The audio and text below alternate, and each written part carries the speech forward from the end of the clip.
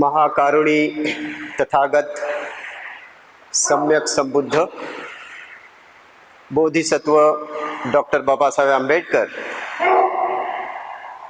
इनके व्यक्तिशः और इनके विचारों को सर्वप्रथम यहाँ अभिवादन, और बुद्ध और बोधिसत्वों के विचारों को अपने हृदय में प्रस्थापित करके उनके विचारों के अनुसार आचरण के लिए सिद्ध हुए आप सभी भाई और बहनों को मेरा मैत्रीपूर्ण जय भीम। हर एक संडे को आप यहाँ आके इस बुद्ध सूर्य विहार में संपूर्ण पूजा पाठ, ध्यान साधना एवं अर्पण विधि, ये जो कुशल कर्म करते हैं, यह देखते हुए भी बड़ा संतोष होता है, बड़ा आनंद होता है कि हमारे भाई बहन यहाँ आके पूजा, वंदना, ध्यान साधना, धम्म प्रवचन और विशेषता यहाँ जो अर्पण करते हैं, यहाँ हम पुष्प अर्पण करते हैं। मानिए ये केवल पुष्प नहीं होता, ये हमारा खुद का जीवन पुष्प होता है। जैसे कि हम अपना जीवन समर्पित करना चाहते हैं, जैसे हमारे गुरु पूज्य उर्गेन संघरक्षित जी चाहते हैं, ऐसे ही एक पूजा स्थान में बैठकर उनके मन में जो विचार आए वो देखते रहे, कैसे अगरबत्ती प्रज्वलित होती है, धूप कैसा सुगंध देता है, मोमबत्ती कैसे प्रकाश देती है। इसी तरह से मेरा जीवन भी बुद्ध के विचारों को समझते हुए और उनका अनुभव होते हुए अगर समर्पित की तो कितना अच्छा रहेगा। भंते अपने काव्य में लिखते हैं, मुझे वो कहने के बजाय मैं आगे नहीं जा पाऊँगा। भंते जी वहाँ कहते हैं, मराठी में है वो काव्य जिसका भाषांतर मैंने भावानुवाद किया है। भंते ऐसे ही विहार में बैठ के जब पूजा स्थान के सामने बैठते हैं तो उनके मन में ये विचार आते हैं। उनके कविता में उन्होंने लिखा है, पवित्र अशाया पूजा स्थानी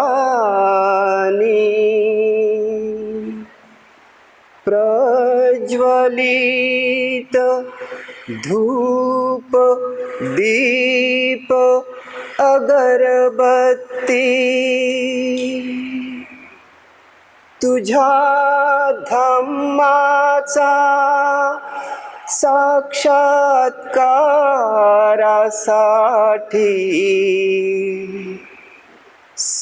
समर्पित होवो माझी जीवन ज्योती।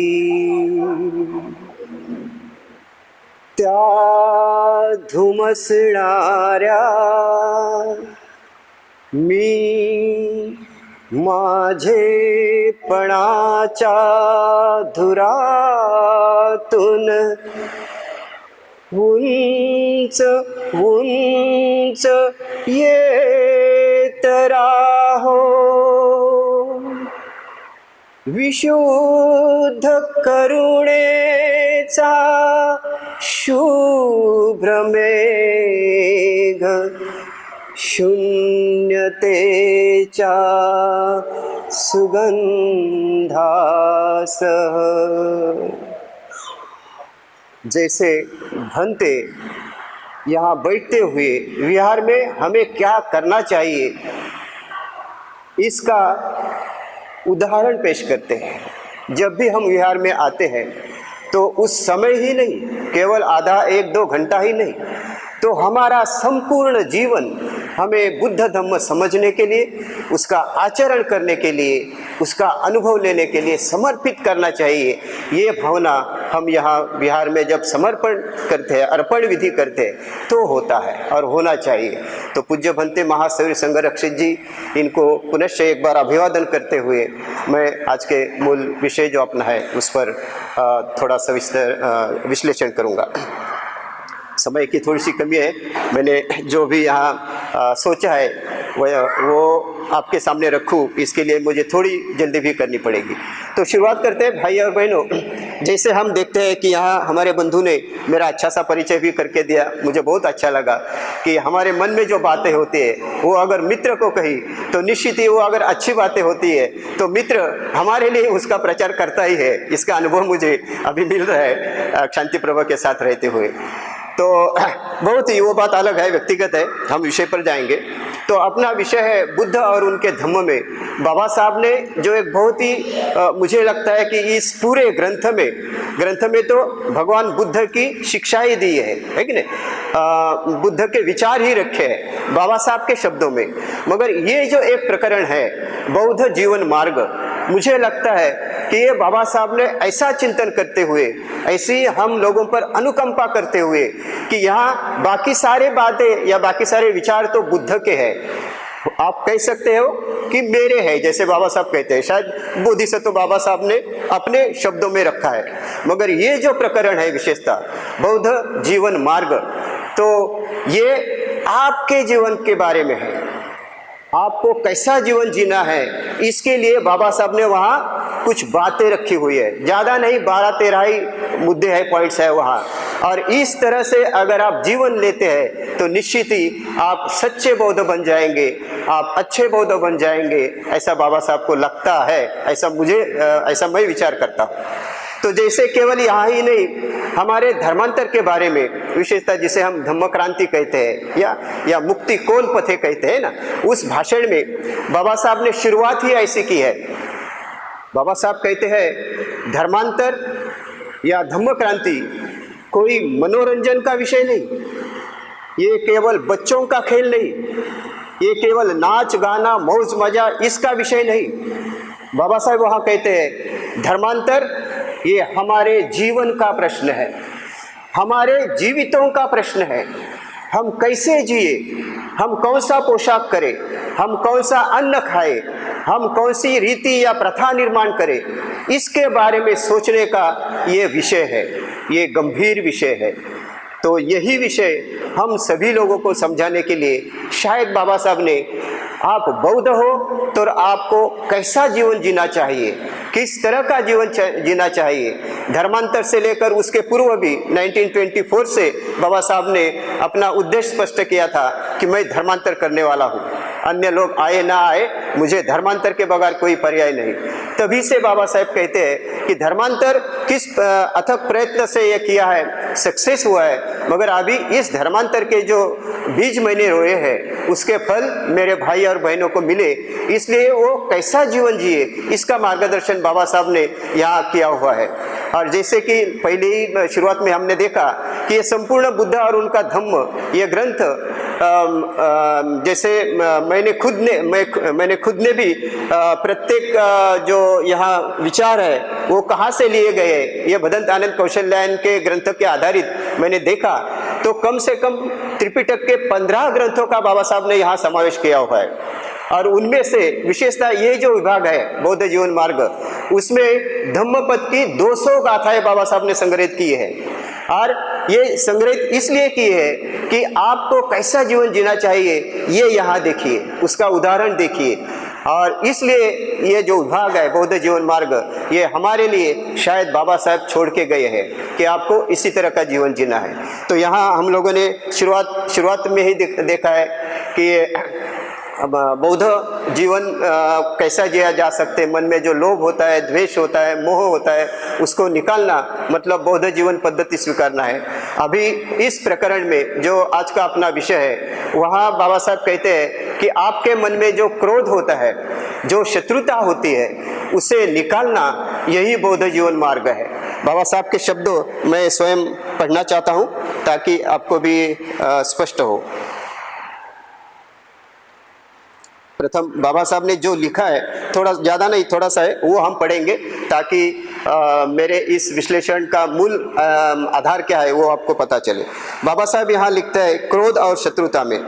सर्वप्रथम लिखा है, क्रोध ना करो, शत्रुता को भूल जाओ, अपने शत्रुओं को भी मैत्री से जीतो। ये खुद बाबा साहब के शब्द है, बुद्ध के नहीं, स्वयं बाबा साहब की इसी से शुरुआत करते हैं।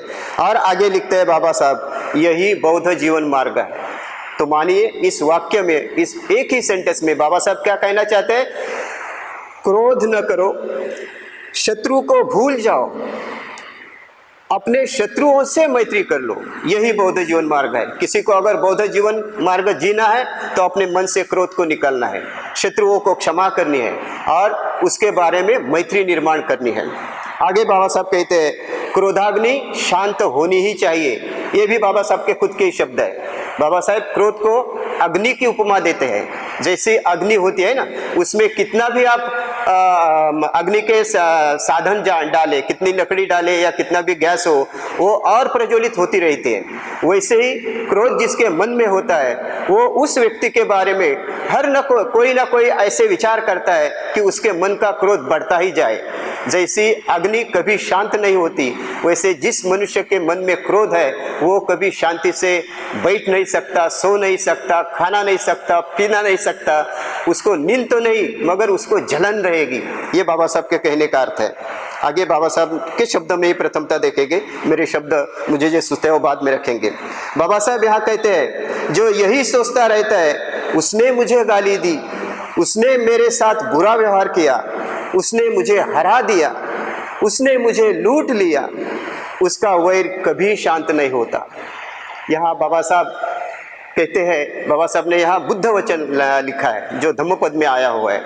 यहाँ एक संदर्भ ऐसा मिलता है कि ये प्रत्यक्ष भगवान बुद्ध के एक रिलेटिव जो उनके मामा लगते थे, उनके माता के भाई लगते थे, वो ज्येष्ठ उम्र में मतलब 60-70 के बाद वो प्रवज्जा धारण करते हैं, प्रवज्जा लेते हैं और एक विहार में जाके बैठते हैं, निवास करते हैं। तो ये स्वयं बुद्ध के रिलेटिव है, इसलिए लोग उनको आदर देते थे, है कि नहीं, सगे संबंधी है इसलिए।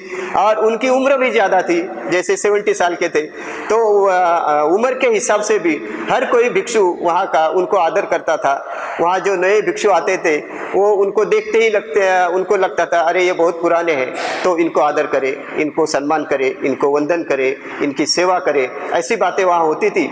और ये तो असलियत में पहला ही उनका साल था, एक ही साल उनको हुआ था भिक्षु बनते हुए। और भिक्षु विनय में ऐसा लिखा है भिक्षु की उम्र जिस दिन से वो प्रवज्जा धारण करता है उसी से शुरू होती है, ना कि उसके शारीरिक उम्र से। जैसे कोई 50 साल का व्यक्ति हो, उसने 49 में प्रवज्जा ली, तो 50 साल में उसको क्या कहेंगे? 1 साल का भिक्षु है। उसकी शारीरिक उम्र क्या होगी? 50 होगी, उसको भूल जाते हैं भिक्षु, मगर 1 साल का कहेंगे। तो इस तरह से अपनी उम्र 1 साल की केवल होते हुए भी जो भिक्षु उनके पहले ही भिक्षु बन चुके हैं, कोई 5 साल के पहले, कोई 10 साल के पहले, कोई 15 साल के पहले, वो ये भिक्षु उनके प्रति आदर भाव ना करता, ताकि मैं बुद्ध का रिलेटिव हूँ, मैं बुद्ध का मामा हूँ, मैं उम्र से बड़ा हूँ, इस अहंकार के वजह से वो उनके प्रति आदर व्यक्त न करता। ये बात बुद्ध के पास गई और जैसे ही ये लोग भिक्षु लोगों को मालूम हुआ कि अभी इन्होंने प्रवज्जा ली है, तो लोगों को आश्चर्य लगा, रहे ये तो खुद स्वयं तो कहते नहीं, स्वयं बड़े भिक्षुओं का आदर नहीं करते। तो फिर ये बात बुद्ध तक जाती है और बाकी के भिक्षु इनके बारे में बुद्ध को बताते हैं कि ऐसे ऐसे ये भिक्षु का आचरण कर रहे हैं और सबको अपमानित कर रहे हैं। तो स्वयं ये जो भिक्षु था, शायद उनका नाम अभी मुझे याद नहीं, तो ये जो भिक्षु था वो भी उनके बाद में बुद्ध के पास जाते हैं और बुद्ध को बुद्ध के सामने इन लोगों पर आरोप करते हैं कि देखिए ना, ये आपके भिक्षु भगवान मुझे अपमानित करते हैं, मुझे प्रताड़ित करते हैं और मुझे कभी कभी मेरे प्रति मन में द्वेष भी इनके निर्माण होता है। तो बुद्ध उनको समझाते हैं कि जो कोई ऐसा करता है, किसी के भी मन में क्रोध रखते हुए, मन में ईर्ष्या रखते हुए या मन में अहंकार रहते हुए भी जो कोई ऐसा करता है कि मुझे इसने मारा, मुझे इसने अपमानित किया, मुझे इसने प्रताड़ित किया, तो उसका जो दर्द होता है, उसका जो क्रोध होता है वो कभी निकलता नहीं। धम्मपद में ये गाथा इस तरह से आई है, अकोचिमं अवधिमं अजिनिमं अहासिमं ये तं उपनयति वेरंते संग न सम्मति। अकोचिमंग, जो कोई ऐसा कहता है कि इसने मुझे अपमानित किया, अवधिमंग मुझे मारा, अजिनीमंग मुझे जीत लिया, आहासिमंग मुझे लूट लिया, ऐसे विचार जिसके मन में होते हैं, ऐसा व्यक्ति कभी भी अपने मन का क्रोध, अपने मन का वैर हटा नहीं सकता, दूर नहीं कर सकता। इसके बजाय जो कोई ऐसा ही विचार होते हुए भी ऐसा विचार करता है कि जिस किसी ने भी मुझे मारा है, अपमानित किया है या प्रताड़ित किया है, ऐसा विचार जो मन में पकड़ के नहीं रखता, मन में धारण नहीं करता, उस व्यक्ति का क्रोध, उस व्यक्ति का वैर जल्दी ही समाप्त हो जाता है। तो क्रोध दूर करने का उपाय यहाँ बाबा साहब हमें बताते हैं बुद्ध के उदाहरण से। तो हम आगे देखेंगे, बाबा साहब के शब्दों से ही देखेंगे। बाबा साहब ने आगे लिखा है, जो ऐसे विचार नहीं रखता उसी का वैर शांत होता है। शत्रु की हानि नहीं करता, घृणा करने वाले की हानि और लेकिन करता है, और अंत में यह किसी की हानि होता है, चाहे आपका शत्रु हो और चाहे आप हो। आप दोनों एक दूसरे के अगर शत्रु समझते हो तो उसकी हानि हो जाए, ऐसे आप विचार करते हो। तो ऐसा जब आप विचार करते हो तो आपके प्रति सामने वाला भी वही विचार करता है कि इसकी हानि हो जाए। आगे हम देखेंगे कि ये संदर्भ थोड़ा सा। तो इसमें हानि, एक्चुअल हानि किसकी होती है? आपकी भी होती है और उसकी भी होती है। तो ये किसके फायदे का?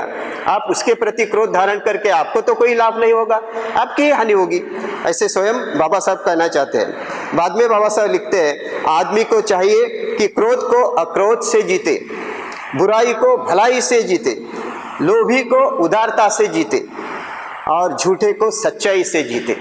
तो यह एक संदर्भ हम जो बाबा साहब ने लिखा है, ये बुद्ध वचन का संदर्भ है और प्रत्यक्ष भगवान बुद्ध के जीवन में जो घटना घटी है उसका वास्तविक उदाहरण है कि अपने मन में जब क्रोध निर्माण होता है तभी हमें क्या करना चाहिए।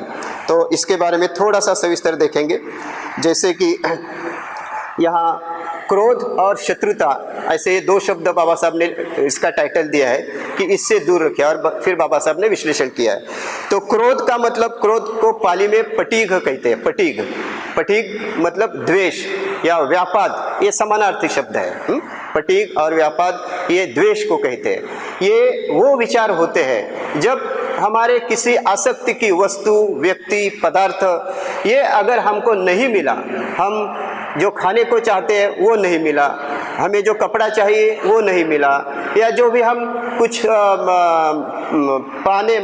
पा लेने की इच्छा मन में है वो नहीं मिला, तो जो ये वस्तु, पदार्थ, व्यक्ति ना मिलने के कारण हमारे मन में एक प्रकारे असंतुष्टि की भावना निर्माण होती है, और जिसके कारण ये मुझे नहीं मिला उसके बारे में हमारे मन में बुरे विचार निर्माण होते हैं, उसको द्वेष कहते हैं। हम उसके बारे में बुरी तरह से द्वेष से युक्त होते हैं, और ये द्वेष अगर चिरकाल तक रहा, ऐसा ही पनपनाता रहा, उसको आपने निकाला नहीं मन से, तो फिर ये द्वेष, ये पटीक या ये व्यापाद ऐसा हमें नचाता है आगे जाके कि इसको अलग अलग 4-5 प्रकारे ये हमको जीवन में ग्रासित करता है, हमें स्वतंत्रता से जीने नहीं देता, हमारे मन पर ऐसा आक्रमण करता हुआ बैठता है कि हम उस द्वेष से फिर छुटकारा नहीं पा सकते। तो इस अवस्था का पहला उदाहरण रहता है हमारे मन में ऐसे व्यक्ति के बारे में, ऐसे जो हमारे आसक्ति की वस्तु या व्यक्ति, पदार्थ मिलने में रोक लेता है, या जिसे हम कहते हैं कि बंधन बन जाता है उसके बारे में, तो उसके बारे में व्यक्ति फिर और ज़्यादा नकारात्मक विचार करने लगते हैं। वो क्या करना चाहते हैं? इस क्रोध के भावना के आड़ लेकर उनके मन में क्षोभ निर्माण होता है। क्षोभ ऐसा निर्माण होता है कि इसको अभी क्या करूं, इसके बारे में, जैसे कि हम कोई चीज़ ढूंढते हैं और इसको फेंक कर मारूं, ऐसी मन की भावना निर्माण होती है, या इसको गालियां दूं, ऐसी मन में भावना निर्माण होती है। मतलब काया से, वाचा से इसको इसको हानि पहुंचाऊं, ये भावना निर्माण होती है, उसको कहते हैं क्रोध। हम गालियां देते हैं, हम कुछ ना कुछ उसको हाथों से मारना चाहते हैं, तो ये क्रोध की भावना रहती है। आगे जाकर अगर हमने इस क्रोध को भी उस पर संयम नहीं किया, उस पर नियंत्रण नहीं किया, तो ये क्रोध आगे जाके पाली में जिसे उपनाह कहते हैं, मराठी में या हिंदी में जिसको हम संताप कहेंगे, संत्रस्त होना, संतापित होना, देखते ही अपने मन में संताप की भावना निर्माण हो जाते हैं। क्रोध आगे बढ़ जाता है, केवल मानसिक विचार करने से वो और आगे बढ़ जाता है, अपने मन को पूरी तरह से दूषित करता है। मन अपना ये दूषितता या अपना ये संताप अपने चेहरों से व्यक्त होता है। केवल आपको देख के ही पूजा करते वक्त भी आप किसी के बारे में संतापित हो, अरे इसने मेरे सामने आके बैठ गया, मैं अभी सुन नहीं पा रहा हूँ, तो इस क्षण में भी हमारे मन में अगर हमने उसको कंट्रोल नहीं किया तो क्रोध बढ़ेगा। क्रोध के बाद हम संतापित होंगे, कुछ भी दिखाई नहीं देता, कुछ भी सुनने नहीं देता, फिर आप उसको कुछ ना कुछ करना चाहेंगे, तो ये संताप की भावना रहती है। बाद में इसको भी अगर हमने निकाला नहीं तो फिर आगे इसको प्रदास कहा है। प्रदास मतलब अपने मन में दुष्टता निर्माण होती है, उसके प्रति हम ग्रजेस निर्माण करते हैं और इसका अच्छा ना हो, इसका बुरा ही हो, है कि नहीं। मन में जिसे कहते हैं कि अंतर मन में गांठें निर्माण करते हैं, गांठियां बांधते रहते हैं, ग्रंथियां बांधते रहते हैं, और उसके लिए उसके प्रति सूढ़ बुद्धि हमारे मन में निर्माण जाते हैं, खुनशी बुद्धि हमारे मन में निर्माण जाते हैं। इसको मैं ऐसा सबक सिखाऊंगा कि जिंदगी में वो भूलेगा नहीं। तो इस तरह से ये प्रदाश निर्माण होता है। और बाद में जब ये सब कार्य होते हुए भी अगर हम उस पर कार्य नहीं कर पाए तो मन में एक प्रकार की ईर्ष्या निर्माण होती है। तो फिर उसके गुणों के प्रति भी हमारे मन में ईर्ष्या निर्माण होती है। वो कितना भी अच्छा रहा, कितने भी गुण अन्य लोगों ने उसको गौरवान्वित किया, तो भी हमारे मन में हम उसी बात को पकड़ के रखते हैं कि ये इसके लायक नहीं है, इसके बारे में आप ईर्ष्यायुक्त होते हैं स्पर्धा के कारण, क्या इसमें कोई भी क्वालिटीज नहीं, फिर भी इसका लोग सत्कार करते हैं, ऐसा होता है। और इसके बाद में हमारे मन में केवल हिंसा के विचार निर्माण होते हैं, जिसे विहिंसा कहते हैं। हिंसा मतलब किसी को शारीरिक वेदना देना या ईजा करना। विहिंसा मतलब केवल वो वेदना देने का कृत्य ही नहीं करना, मगर जब हम उसको वेदना देने का कष्ट प्रयास करते हैं और उस प्रयास से वो और अधिक उसको वेदना निर्माण होती है, उसको शारीरिक वेदना, तो उसमें हम आनंद लेते हैं। अभी कैसा हुआ, अभी कैसा लगता है, मतलब उसको हिंसा करते समय उस हिंसा में भी आनंदित होना, ऐसी बहुत ही, जिसे बुद्ध स्वयं कहते हैं कि सबसे खतरनाक या सबसे अकुशल अगर कोई बात रही तो है विहिंसा की। अगर आप हिंसा केवल करते हो तो शायद उसको समझ पा सकते हैं, मनुष्य प्राणी है, उससे ये हिंसा हो सकती है, मगर जब भी आप विहिंसा में रत होते हो तभी आपको मनुष्य नहीं कहेंगे, आपको प्राणी ही कहने के लायक आप रहेंगे, क्योंकि प्राणी ऐसे ही बर्ताव करते हैं। तो इस तरह से ये क्रोध अलग अलग तरह से हमने उसको रोका नहीं, उस पर नियंत्रण नहीं किया, तो हमसे फिर हिंसा करवाता है। इसलिए बुद्ध स्वयं कहते हैं जिसके मन में क्रोध निर्माण होता है उस पर अगर उसने नियंत्रण नहीं किया तो आगे जाके वो कौन सा भी अकुशल कर्म करने को तैयार रहेगा, वो किसी का खून भी करेगा और खून करते हुए भी वो उसी में आसुरी आनंद लेगा। तो ऐसे व्यक्ति को मनुष्य नहीं कहते, उसको प्राणी ही कहते हैं और उसकी गणना भवचक्र में प्राणी लोक में ही जाते हैं। तो इस तरह से बाबा साहब ने लिखे हुए इस प्रकरण में हम देखते हैं कि क्रोध की स्पष्टता या क्रोध को अगर नहीं रोका तो उसके क्या दुष्परिणाम होते हैं, ये हमने देखा। अभी इसी प्रकार का एक उदाहरण हम देखेंगे ताकि हमें और थोड़ा सा स्पष्ट हो। ये जब क्रोध अपने मन में निर्माण होता है तभी क्या होता है, ये क्रोध या मूल का जो द्वेष जिसे हम कहते हैं, व्यापात कहते हैं या पटीक कहते हैं, वो शुरुआत होती है द्वेष से, फिर वो क्रोध और बाद में बढ़कर वो विहिंसा तक आता है। तो विशुद्धि मग्ग में विशेषतः बुद्ध जो अंगुत्तर निकाय में अपने मन में किसी के प्रति जब क्रोध निर्माण होता है या किसी के बारे में आपके मन में शत्रुता निर्माण होती है तब उस पर कैसा कार्य करना चाहिए, ये धम्मदेशना बाबा साहब ने दी हुई, भगवान बुद्ध देते हैं। तो उसका हम थोड़ा सा संदर्भ लेंगे। जैसे कि अंगुत्तर निकाय में आया है, जब भी किसी के मन में शत्रुत्व का भावना निर्माण होती है तो शत्रु शत्रु के प्रति कौन से विचार करता है, उसके मन में कौन से विचार आते हैं। तो वहाँ लिखा है कि सर्वप्रथम जिसके मन में शत्रुता है वो अलग अलग 6-7 प्रकार के विचार उसके मन में करता है। कौन से विचार होते हैं वो? सर्वप्रथम ऐसा व्यक्ति चाहता है कि ये जो मेरा शत्रु है ना, तो ये कुरूप हो जाए। ये दिखने में तो सुंदर है, वो बहुत अच्छा रहता है, पोशाक अच्छा करता है, हैंडसम है, जवान है, हा? फिर भी जो उसका शत्रु है वो अपने मन में ऐसा सोचता है कि ये इतना कुरूप दिखे कि इसको लोग भी देखना नहीं चाहिए। मतलब उसके संपूर्ण अस्तित्व को वो नकार देता है। सर्वप्रथम अपने मन ही मन में शत्रु के प्रति मन में ये भावना रखता है कि ये कुरूप हो जाए। दूसरा विचार शत्रु ऐसा करता है कि ये कभी भी सुखपूर्वक सोया ना पाए, जीवन में वो ना सुखी रह सके, हमेशा उसको दुख ही मिले और वो सुखपूर्वक की नींद भी ना ले, इसको सुख की नींद ना मिले, इसको दुख ही मिले। ऐसा शत्रु के प्रति विचार निर्माण करता है। तीसरी बात वहाँ लिखी है, इसको ये हमेशा निर्धन रहे, दरिद्री रहे, ये भिखारी का जीवन जिए। ऐसे शत्रुत्व के प्रति हम भी कभी कभी अपने शत्रु के प्रति ऐसे ही विचार करते हैं। आगे ये बीमार पड़े, ये मर जाए, ऐसे भी हम क्रोध के कारण अपने सगे संबंधियों को, जो पूर्व में हमारे सगे संबंधी थे, जो पूर्व में हमारे मित्र भी थे, ऐसे व्यक्ति के बारे में जब वो हमें अप्रिय होने लगता है, किस कारण? हमारे ही मन के क्रोध के कारण, द्वेष के कारण, तभी उसी के बारे में हम सोचते हैं इसका मृत्यु हो जाए, ये बीमार पड़े। जिसके बर्थडे में हम जाते हैं, उसको शेक हैंड करते हैं, गले लगाते हैं, हृदय पूर्वक मिलते हैं, अगर वो हमारा शत्रु बना कि बस सारी भूमिका बदलती है।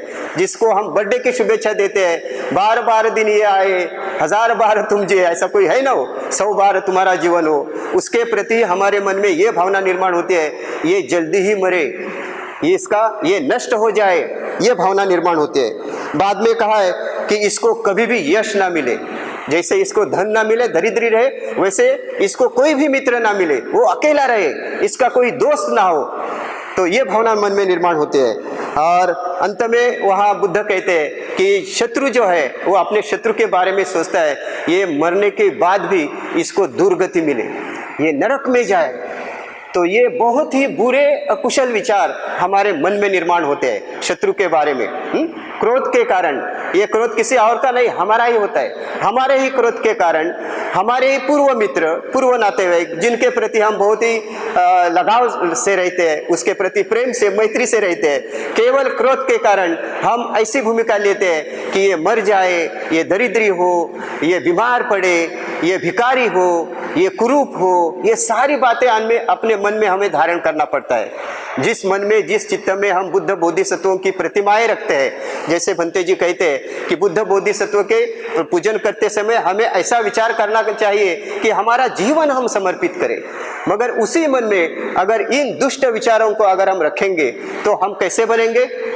हमें लोग व्यक्ति नहीं कहेंगे, हमें लोग कहेंगे क्रोधी है, राक्षस है। उसको अलग अलग तरह से नामाभिधान करेंगे और उसकी तरफ देखेंगे भी नहीं। तो ये क्रोध के बहुत ही बुरे परिणाम हमारे मन पर होते हैं, हमारे व्यक्तित्व पर भी होते हैं। तो ऐसे क्रोध को हमें कैसा निकालना चाहिए? तो हम बुद्ध के दूसरी धम्म देशना में इस पर आधारित हम कैसा कार्य करें, ये जो संदर्भ हमें मिलता है वो भी अंगुत्तर निकाय में ही आया है, तो उसको देखेंगे।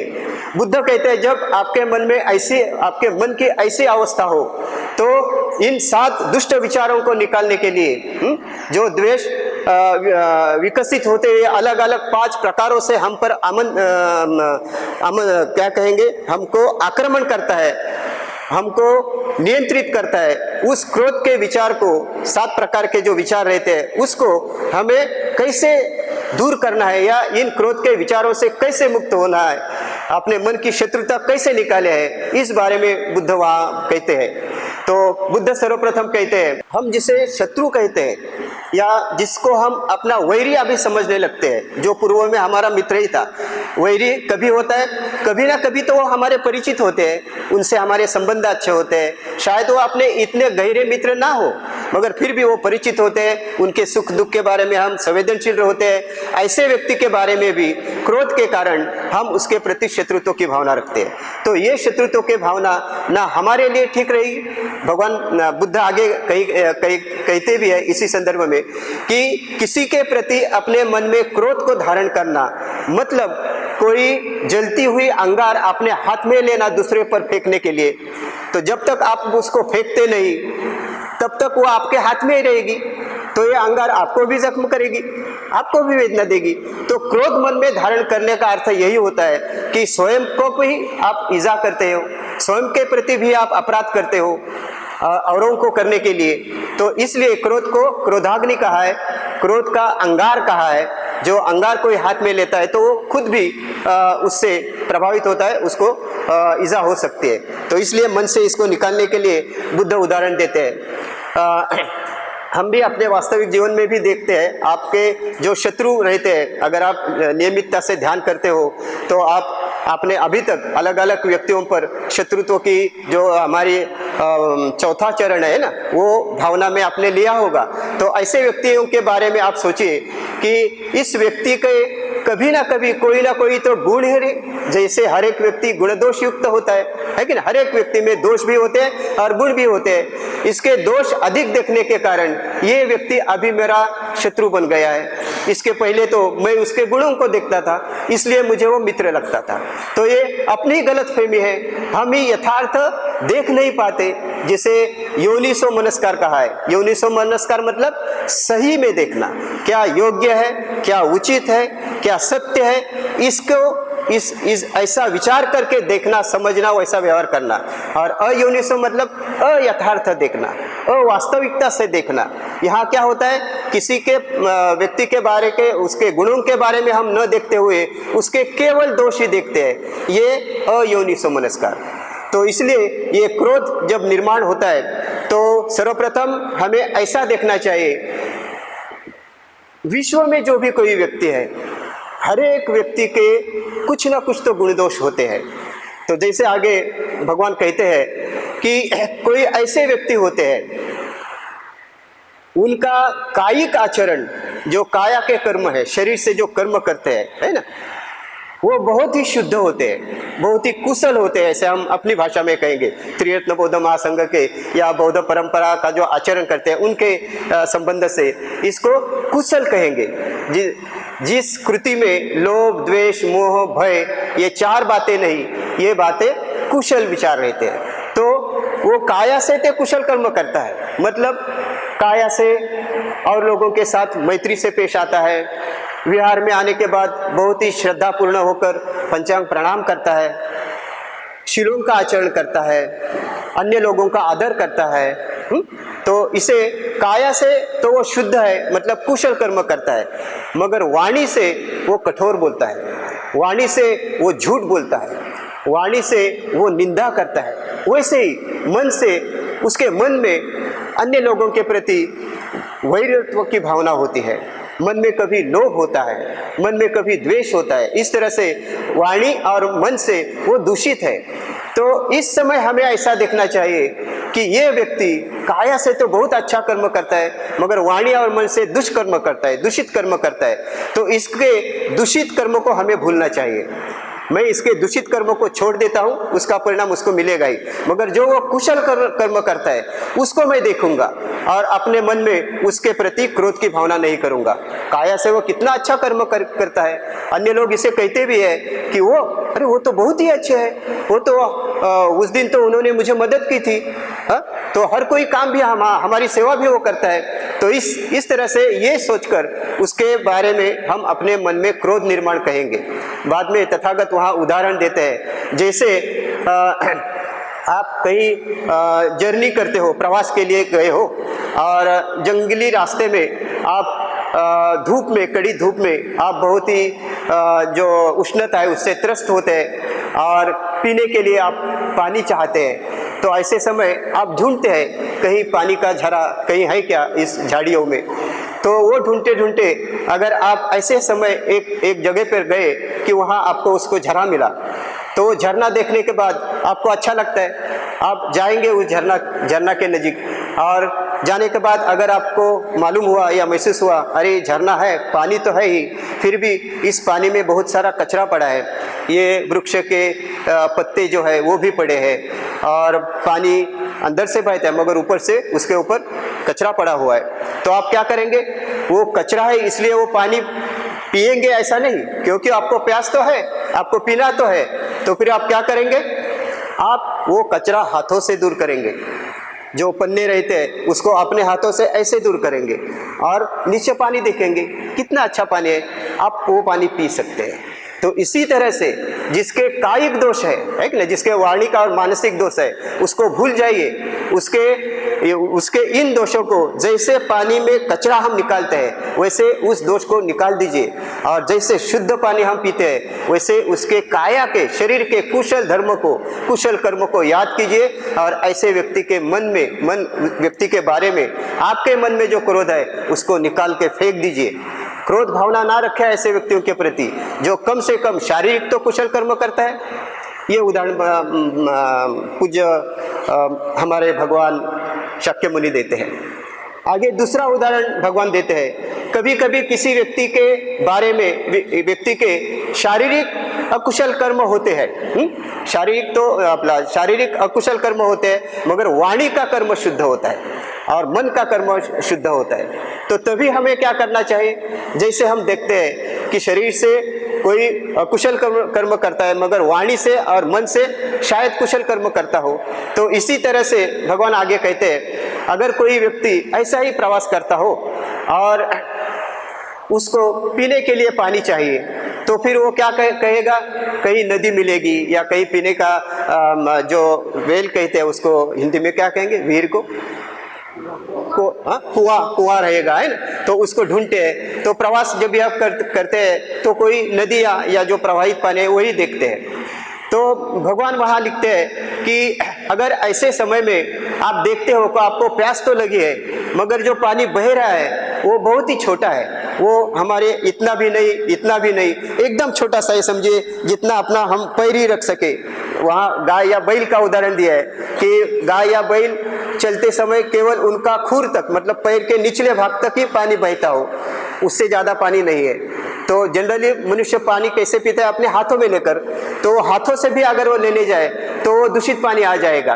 तो उसको दूषितपना निकालने के लिए हमें ऐसा प्रयास करना चाहिए, हमें जानवर जैसा बनना चाहिए, हमें दोनों हाथ दोनों पैर ऐसे झुकाना चाहिए और ये पानी बहता है तो इस तरह से अपना मुंह नीचे करके, मुंह लगाते हुए वो पानी आहिस्ता से हम पिएंगे, क्योंकि हमें प्यास जो बुझानी है तो वैसा करते हैं। तो ऐसे ही उस व्यक्ति के बारे में आप प्रयत्न कीजिए, उसके शारीरिक कुशल कर्म है, उससे वाणिक भी अकुशल कर्म रहेंगे।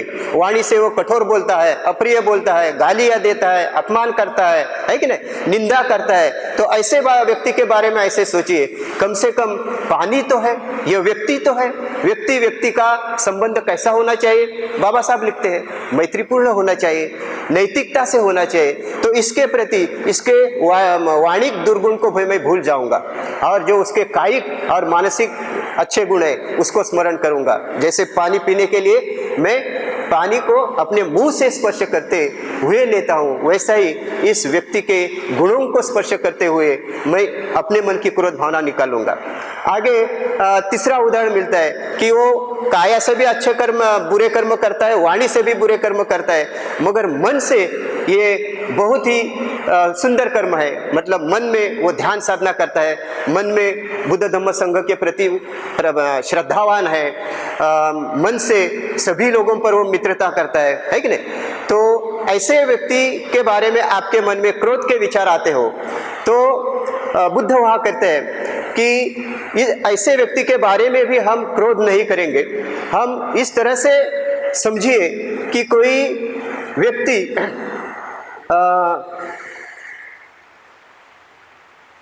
रोगी है, बीमार है, और ये बीमार होने के कारण आप जब प्रवास करते हो तो ऐसे रोगी को देखते हो आगे प्रवास में जाते हुए कि कोई बेचारा वहाँ गिरा हुआ है, पड़ा हुआ है, ना उसको उठने की शक्ति है ना लेटने की भी शक्ति है।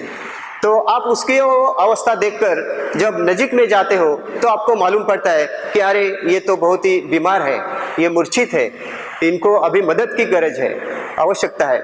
आप रास्ता जो रोड रहता है, मार्ग रहता है, उसके आगे देखते हैं कोई वहाँ आगे गया तो नहीं, या पीछे भी देखते हैं यहाँ से कोई आने वाला है क्या इसको मदद के लिए, तो कोई भी नहीं होगा। तो आप क्या करेंगे? आप एक मनुष्य मात्र हैं, एक मनुष्य को दूसरे मनुष्य के साथ कैसे रहना है ये अगर आप जानते हैं, मानवता जानते हैं, तो आप क्या करेंगे? आप उसके नजीक में जाएंगे, आप उसको उठाएंगे और उसको हाथों में पकड़कर या उसको उठाते हुए आप उसके घर तक पहुंचाएंगे, आप उसको डॉक्टर तक पहुंचाएंगे। तो ये एक मनुष्य होने के कारण आपका कर्म होता है। तो ऐसे ही जिसके काया के भी अशुद्ध कर्म है, वाणी के भी अशुद्ध कर्म है और मन के भी शायद अशुद्ध कर्म है, तो ऐसे व्यक्ति के बारे में आप ये सोचिए कि ये एक रोगी जैसा ही है। रोगी के शरीर के जो लक्षण होते हैं वो उसे स्वयं को भुगतने पड़ते हैं, वैसे इसके अकुशल विचारों के सारे दुष्परिणाम इसको स्वयं को ही भोगना पड़ेंगे। और निश्चित ही अभी ये इस अवस्था में है कि मैंने अगर इसको मदद नहीं की तो शायद इसकी जान भी चली जाएगी। तो हमारा मन हम इतना भी अमानवीय ना करें, इतना भी प्राणी के अवस्था में ना जाए, इतने भी हम असुर या राक्षस ना बने कि अपने सामने गिरे हुए व्यक्ति को भी हम बचा ना पाए, उसको मदद ना करें। तो बुद्ध कहते हैं ऐसे व्यक्ति को आप उठाएंगे, उसको इलाज करने के लिए कोई हॉस्पिटल में लेके जाएंगे।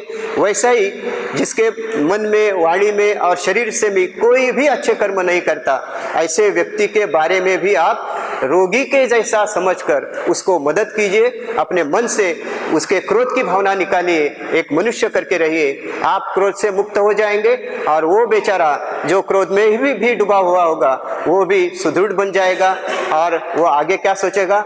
मुझे किसने बचाया? जिसके प्रति मेरे मन में क्रोध भावना थी उस व्यक्ति ने मुझे बताया। तो इस तरह से ये क्रोध को हम अपने मन से निकाल सकते हैं। मुझे लगता है समय की पाबंदी देखते हुए हम अभी इसका केवल एक उदाहरण देखेंगे और रुकेंगे।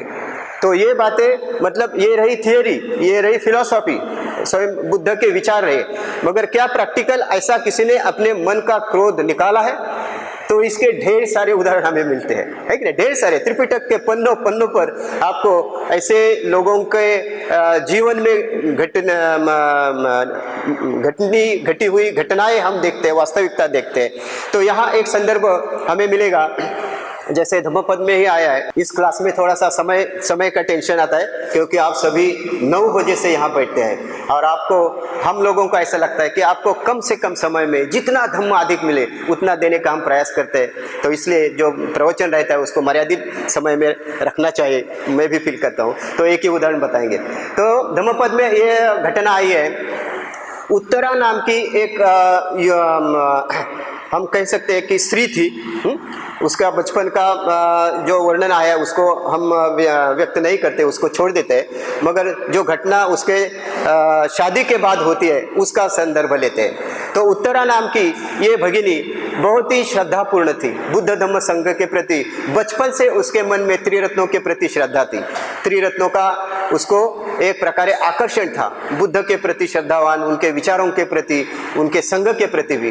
तो अपने पिताजी के घर में जब भी होती तभी वो अपने पिताजी को, पूर्ण नाम के उनके पिताजी थे पूर्ण श्रेष्ठी, तो उनके घर में रहते हुए भी अनाथ पिंडक की लड़की जैसी उनको मदद करती थी दान धर्म करने के लिए। वैसी ये उत्तरा अपने पिताजी को, पूर्णा नाम की उस श्रेष्ठी को हर काम में मदद करती थी, भिक्षुओं की सेवा करती थी, भोजन देना, दान देना, पूजा का साहित्य निर्माण करना, ध्यान के लिए आसन देना, दवाई देना, ये सारी बातें वो करती थी। इसलिए वो बहुत ही श्रद्धावान बनी आगे जाके, और ऐसा हम कह सकते हैं कि यही बीज उसके जीवन में आगे उसको फल देते हैं। तो उसकी जब शादी हो जाती है तो ऐसे व्यक्ति के साथ, ऐसे घर में उसकी शादी होती है कि वहाँ उसके पिताजी के घर के विरुद्ध बात रहती थी। वहाँ क्या होता है, उसको पूजा, वंदना, ध्यान साधना, बुद्ध का दर्शन लेना, भिक्षुओं की सेवा करना, इसके लिए कोई समय नहीं मिलता शादी के बाद। जब वो उस घर में गई तभी अपने पति के घर, तो 10-15 दिन के बाद ही वो बहुत दुखी होती है। उसको लगता है कि अरे रे किस घर में मेरे पिताजी ने मेरी शादी कर दी। यहाँ तो मुझे पिछले 2 महीने से तथागत का दर्शन नहीं हुआ। उस वक्त वर्षावास शुरू हुआ था। वर्षावास शुरू होने के बाद 2 महीने गुजर गए, 3 महीने गुजर गए, फिर भी बुद्ध का दर्शन भी उससे नहीं मिला, ना बुद्ध का वचन सुनने को मिला, ना भिक्षुओं का भी दर्शन हुआ। तो वो अपने पिताजी को मैसेज भेजते हैं कि पिताजी मेरी अवस्था इस तरह से है, तो ऐसे जीवन जीने से क्या लाभ होगा, तो आप कुछ ना कुछ इसके बारे में कीजिए। उसके पिता अपनी कन्या के प्रति बहुत ही संवेदनशील रहते हुए बहुत सारा धन उसके पास भेजते हैं और कहते हैं उत्तरा, ये सारा के सारा धन जो तुम्हारा ही था वो मैंने तुमको दे दिया है, तुम इसी धन को किसी ऐसे स्त्री को दो, ऐसे स्त्री व्यक्ति को दो जो नगर वधू, वहाँ उसकी परंपरा थी, जैसे आम्रपाली भी एक नगर वधू थी, है ना, तो उसको दे दो, सेविका कहेंगे हम अभी उसको, उस सेविका को दे दो और तुम्हारे घर के सभी कामकाज के लिए, तुम्हारे पति की सभी सेवा करने के लिए उसको बोलो और उसको ये धन, उसका बदला मतलब दे दो। तो उत्तरा आनंदित होती है और उसी धन से वो एक सेविका अपने घर में लाती है, उसका नाम है श्रीमा। तो श्रीमा को अपने घर लाते हैं और कहते हैं अभी वर्षावास को केवल 15 ही दिन बाकी है, तो देखो भगिनी, ये सारा के सारा धन मैं तुम्हें देता हूँ, तुम्हें केवल एक ही करना है, मेरे घर की सभी कामकाज करना है और मेरे पति की सेवा करना है। मुझे इस सेवा में और पति की सेवा में भी कोई अभी समय नहीं मिलेगा, तो तुझे ये काम करना पड़ेगा और मैं बुद्ध धम्म संघ के प्रति श्रद्धावान बनकर मैं ध्यान करूंगा, मैं पूजा करूंगा, मैं धम्म देशना सुनूंगा, मैं भिक्षुओं की सेवा करूंगा, ऐसे धार्मिक कार्य में भी मैं रहूंगा।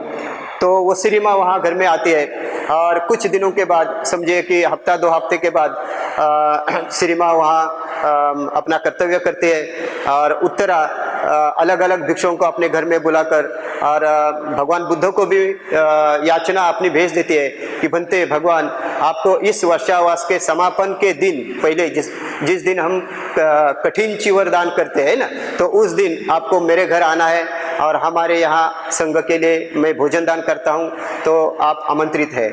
तो बुद्ध उसको हाँ ना अपनी शैली में, जैसे हाँ भी नहीं कहते थे, ना भी नहीं करते थे, मौन धारण करते थे। बाकी के भिक्षुगण समझते थे कि हमें वहाँ जाना है। तो इस तरह से भिक्षु यहाँ आएंगे ये निश्चित करके, फिर वो बहुत सारे भिक्षुओं के लिए सुविधा निर्माण करते हैं, अपने हाथों से भोजन पकाते हैं। वहाँ उस समय का जो प्रसिद्ध भोजन था वो था मालपुआ का, जो ऑयल में जिसको बनाते थे। आज भी हम जैसे कहते हैं ना, अपना यहाँ कैसा होता है मालूम है, अगर बटाटा वड़ा रहता है, भजिया रहती है ना, तो उसको ऑयल में परोसते हैं ना, तो मालपुआ भी वैसा ही बनाते थे जो स्वीट था। तो इसको बनाने के लिए वो स्वयं बैठती है, स्वयं मालपुआ बनाते हैं और सारी तैयारी वो करती है अपनी सेविका के साथ। तो उसका जो पति है वो क्या इतनी इसकी गड़बड़ चल रही है, कितना माहौल बन रहा है, सारे लोग आते हैं जाते हैं, क्या चल रहा है इसका। तो अपने रूम के खिड़की से वो देखता है उत्तरा को, अपने स्वयं के पत्नी को। तो उत्तरा को देखते हुए वो देखता है कि अरे ये तो घर की मालकिन है, मगर क्या निर्बुद्ध स्त्री है, देखो ना आज का दिन इसके घर में उत्साह मनाने जा रही है और स्वयं का अवतार देखिए कैसा है, साड़ी एकदम मलिन है, कहीं कहीं तो अग्नि के मतलब जैसे वो आपण जेव्हा स्वयंपाक करतो तेव्हा स्वयंपाकाचा धूर असतो नाही का तिथे, वो धूर से भी मलिन उसकी साड़ी हो गई है, पूरा शरीर घाम से डबडबाया हुआ है, मतलब घाम से वो भरी हुई है और इतनी थकी है। तो उसकी ये अवस्था देखकर उसके मन में एक विचार आता है, वो उस पर हंसता है, कितनी निर्बुद्ध है, और अपने जगह पे जाके बैठता है। उसके साथ उसकी सेवा करने के लिए जो श्रीमा आई थी वो उसको देखता है, ये खिड़की में क्या देखा इसने, तो वो भी जाके खिड़की में देखती है और उत्तरा उसको दिखती है। ये दोनों तो बड़े आराम कर रहे थे अपने अपने रूम में, तो उत्तरा को देखते हुए ये श्रीमा देखती है तो बोलते हैं हाँ, अपने पत्नी के बारे में जो इसके मन में मोह है, लोभ है, वो कभी गया नहीं, अभी भी ये इसके पत्नी को ही चाहता है। मैंने इसकी इतनी दिन सेवा की, इसको समर्पित हुआ, फिर भी ये अपने पत्नी की ओर ही ज़्यादा ध्यान देता है, पत्नी को ही इसको आकर्षित लगती है। तो उसके मन में बुरे भाव निर्माण हो गई, उसके मन में ईर्ष्या निर्माण हो गई, जो द्वेष का अंतिम चौथा चरण है। ईर्ष्या होना मतलब अंतिम है उसमें। हाँ, इसमें क्या होता है, हिंसा निर्माण होते हैं, हिंसा के पहले की बात है वो। तो ये ईर्ष्या निर्माण हो गई, उसका द्वेष और अधिक बढ़ने लगा तो फिर वो वहाँ रुक नहीं सकी।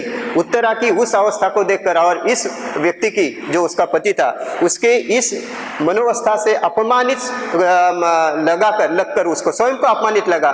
मैं इतनी रूपवान हूँ, मैं इतनी सुंदर हूँ, फिर भी वो मुझसे ज़्यादा अपने पत्नी से प्रेम करते हैं, उससे आकर्षित करते हैं। तो फिर वो स्वयंपाक गृह में जाते हैं और स्वयंपाक गृह में जाते ही वो देखते हैं कि क्या क्या चल रहा है। उसके सामने मालपुआ की तैयारी हो रही है, वहाँ ऑयल जो है वो उबलता हुआ है, बाजू में मालपुआ का साहित्य रखा है, उसमें डाला कि बाहर निकला, ऐसी वो तैयारी होती है। वो जाती है आहिस्ता से, एक पात्र लेते हैं और जो उबलता हुआ तेल रहता है तो उसमें वो पात्र डुबाते हैं और उबलता हुआ तेल लेती है और झट दिशी जहाँ उत्तरा खड़ी होती है उस दिशा से वो आती है।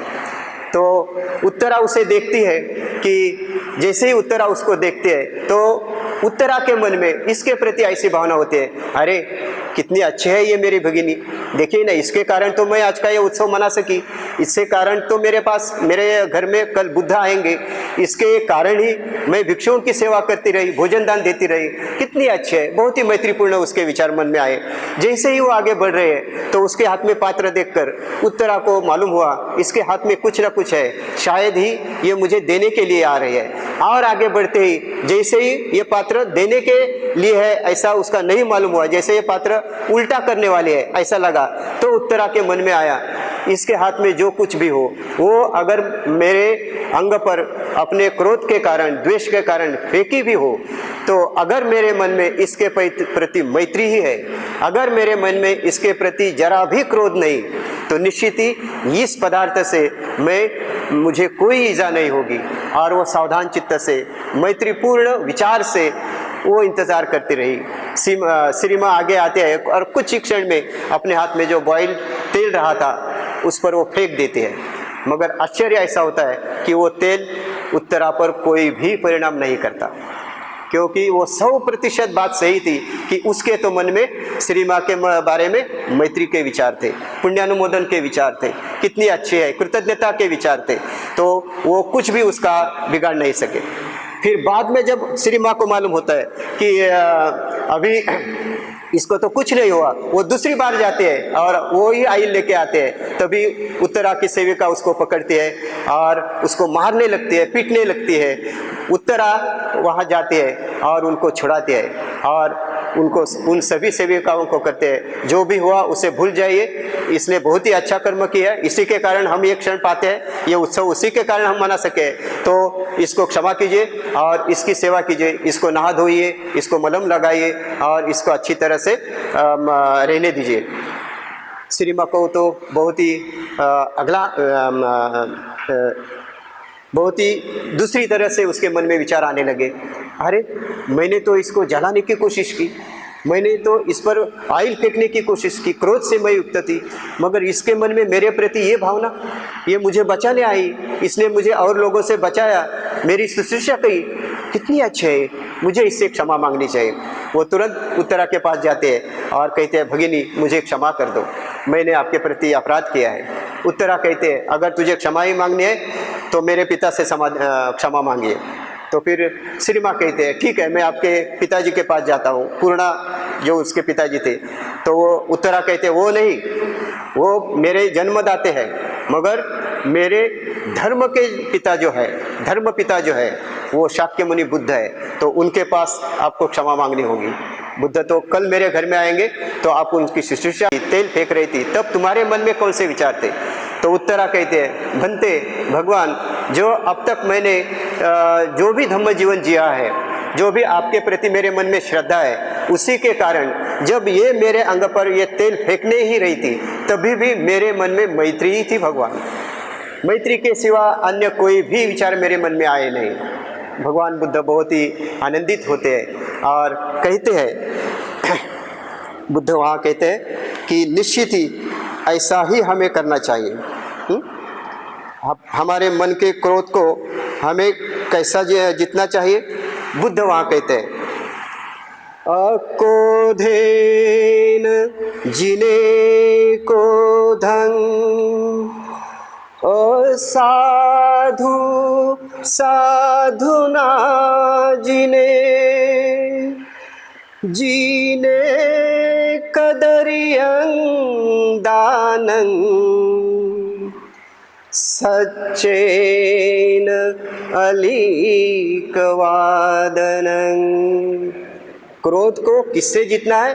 अक्रोध से, मतलब क्षमा से जीतना है। आप अगर क्रोध पर कार्य करना चाहते हो तो क्षमा निर्माण कीजिए, उसके गुणों को देखिए, कोई ना कोई तो गुण उसके मन में होता है। जब हम चतुर्थ चरण करते हैं तो उसकी शुरुआत भी ऐसे ही करनी है, उसके दोष देखने के बजाय किस कारण ये मेरा शत्रु बना, इसका चिंतन करने के बनाए ये कभी ना कभी तो मुझे परिचित था, कभी ना कभी तो मैं इसको बर्थडे की शुभेच्छा भी देता था, तो इसके कोई ना कोई गुण है। तो इसके कायिक गुण देखेंगे, वो नहीं तो वाणिक गुण देखेंगे, वो नहीं तो मन के तो गुण देखेंगे और इसको भूल जाएंगे। भगवान कहते हैं असाधु साधु ना जीते। जो दुर्व्यवहार करता है, दुराचरण है, दुर्जन व्यक्ति है, ऐसे व्यक्ति को सद्वर्तनी बनकर, सद्गृहस्थ बनकर, शीलवान बनकर उस पर उसके अकुशल कर्मों पर कार्य करेंगे। जीने कदरियंग दानंग, जो कंजूस है उस पर जीतने के लिए हम दान भावना बढ़ाएंगे, और जो असत्य बोलता है उसको जीतने के लिए हम सत्य वचन का सहारा लेंगे। तो मुझे लगता है इसी उदाहरण से हम समझ पाएंगे कि हमारे मन में जो क्रोध निर्माण होता है वो कौन कौन से निर्माण करवाता है और उसके कारण हम क्या क्या बनते हैं। एक जगह पे तालपुट्ट नाम का एक महास्थविर होके गए, और वो जब पूर्व जीवन में अभिनेता थे, नट थे, तो पूर्व जीवन में जब उनके मन में दुर्विचार आते थे और उनसे प्रेरित होकर वो कार्य करते थे, तो ध्यान करते समय वो अपने मन को संबोधित करते हैं और मन को कहते हैं, हे मन, अब तक तूने मुझसे क्या क्या न करवा लिया। आपके लिए मुझे कभी प्राणी बनना पड़ा, आपके लिए मुझे कभी गालियां देने पड़ी, जैसा आपकी इच्छा थी वैसे किसी को मुझे मारना पड़ा, किसी का शत्रु बनना पड़ा, ये आपके लिए मैंने किया। मन को कहते हैं आपके कारण मैंने ये कुकर्म किए, मगर अभी मैं भगवान बुद्ध के संपर्क में आया हूँ, अभी मैं उनका शिष्य बनना चाहता हूँ, तो हे मन, अभी तू मुझे मदद कर, अभी मैं ध्यान करना चाहता हूँ। तो मेरे मन में, हे मेरे मन, तू मुझे सहकार्य कर, इस ध्यान में मुझे जो विषय है उस पर रहने दो, अन्य सारे विचार मन में पुनः पुनः मत लाओ। तो इस तरह से हमें प्रयास करना चाहिए। हमारे मन में कहीं भी ध्यान करते वक्त लीजिए या बाहर भी किसी के प्रति अगर क्रोध निर्माण हो तो उसे अपना शत्रु समझकर उसे दूर निकालते हैं, उसके मार्ग जैसे बताते हैं, क्षमा करके, असत्य है तो सत्य कह के, सद्गुरुस्थ बनकर, और निश्चित ही इस तरह से हम अपने क्रोध पर कार्य कर सकते हैं। तो ऐसा कार्य करने की प्रेरणा आपको इस बुद्ध सूर्य विहार में बैठते हुए, यह बुद्ध की ही धम्म देशना है, मेरे शब्द में जैसे मुझे सूझी, जैसे मैं समझ पाया उसको जो मैंने व्यक्त किए, इससे आपको वही प्रेरणा मिले, आपके मन में कुशल विचारों की निर्मिति करने की प्रेरणा मिले, आपके मन में मैत्री भाव जागृत करने की प्रेरणा मिले, इसलिए आपको दीर्घ और निरोगी आयुष्य संपदा मिले। ऐसा कहते हुए मैं यहाँ रुकता हूँ। नमो बुद्धाय।